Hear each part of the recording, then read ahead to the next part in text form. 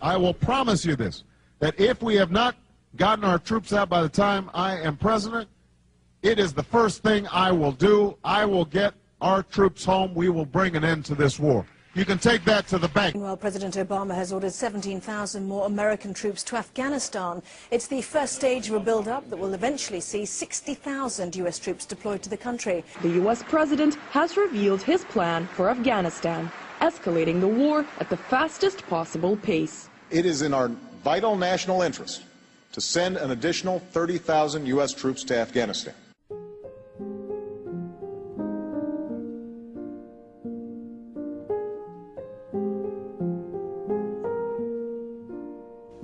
When I was in Iraq, I saw the devastation that our invasion and occupation had met out upon the Iraqi people.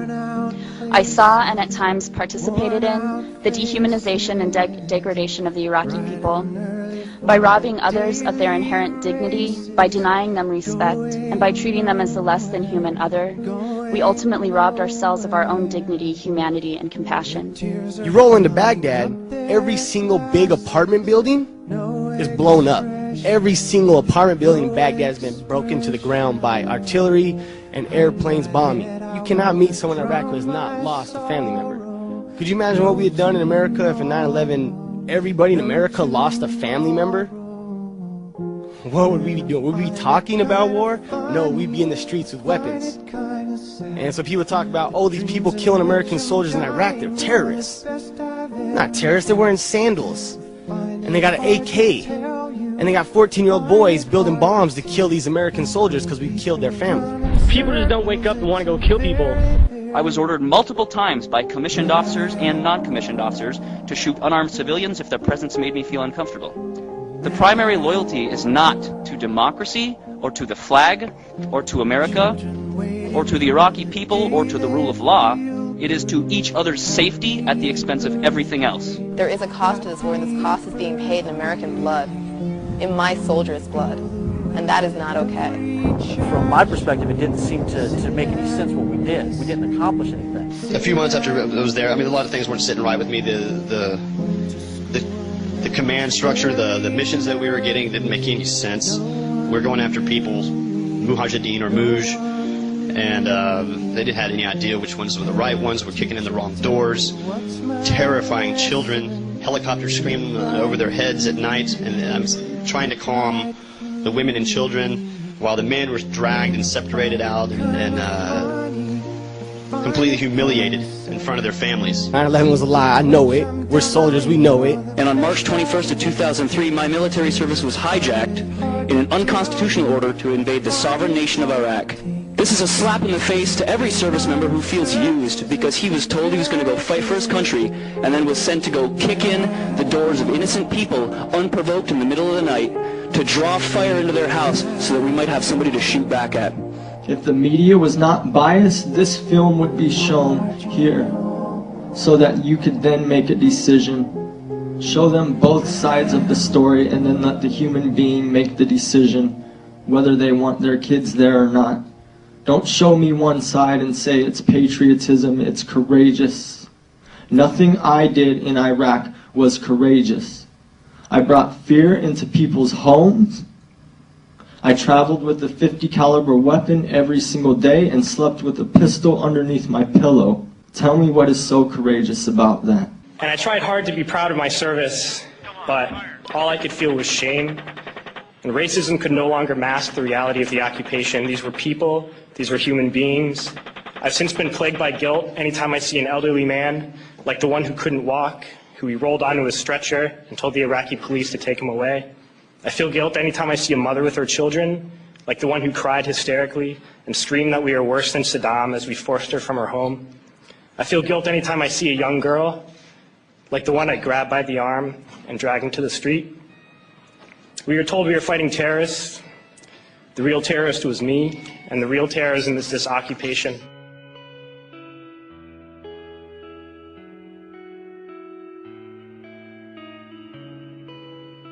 Funding the war is killing the troops. I mean, if you really think about it, it's really, really blatantly obvious. And it's really stupid that we have to say this. But we do. We have to get down to basics. We have to break it down Barney style, as we say. When I joined the military, I raised my hand and said that I would protect the Constitution of the United States and its people, and against foreign and domestic enemies. But guess what? I did not raise my hand to protect private companies like KBR and put my life on the line so they can make a buck. When are we going to realize that people fighting in Iraq against us, they're not terrorists, they're soldiers? What would we do if somebody invaded us? I know I will pick up my weapon and fight against them. What the hell we call them? Terrorists? These people want their country back. Let's give them their country back. I won't even talk to politicians about the war, because there ain't no point in it. Democrat, Republican, they're all profiteers of war. Even lots of anti-war organizations are profiting off my brother's pain. I'm embarrassed at the state of politics in America that it's come to that.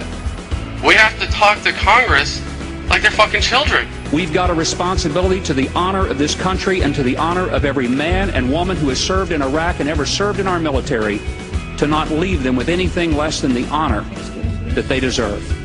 Honor? Are you kidding me? You saying that it's an honor to die in Iraq and to fight a war that we started and we're in the wrong?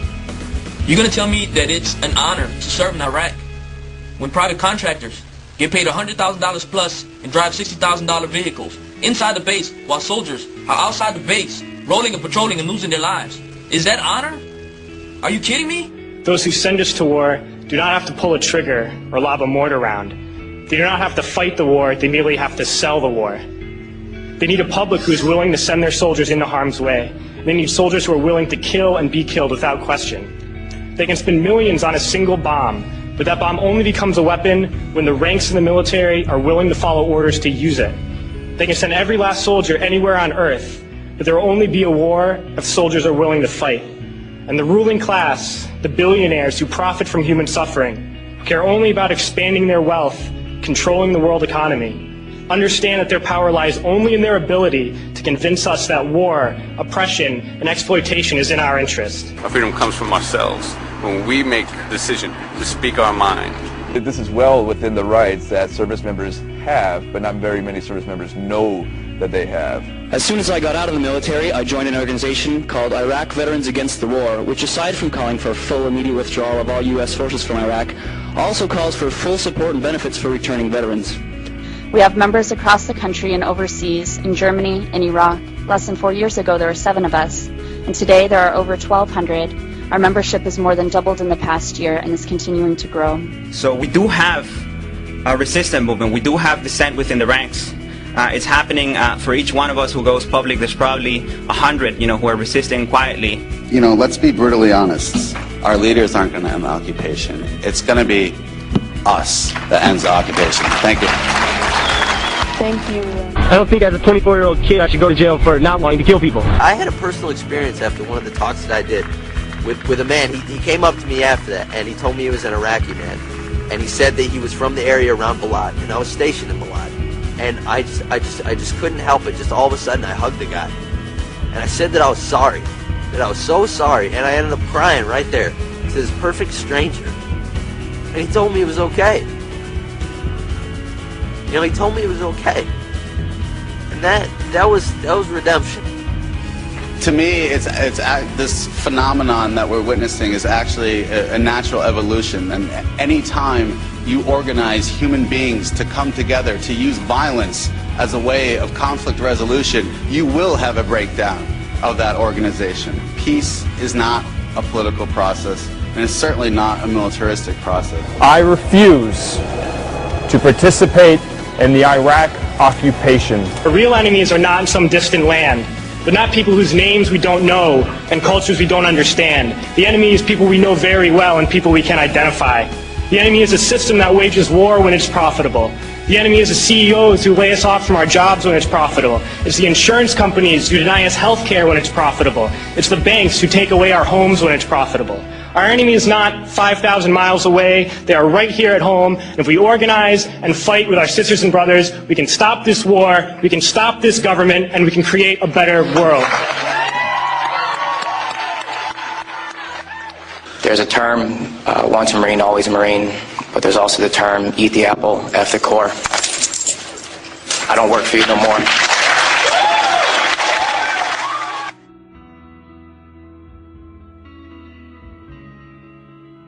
this society is so greedy, we're willing to go to war. We're willing to go places and send these big metal machines that kill people and fuck people up just so we can make more money. I mean, I've heard it argued, and argued successfully, that our society runs on war.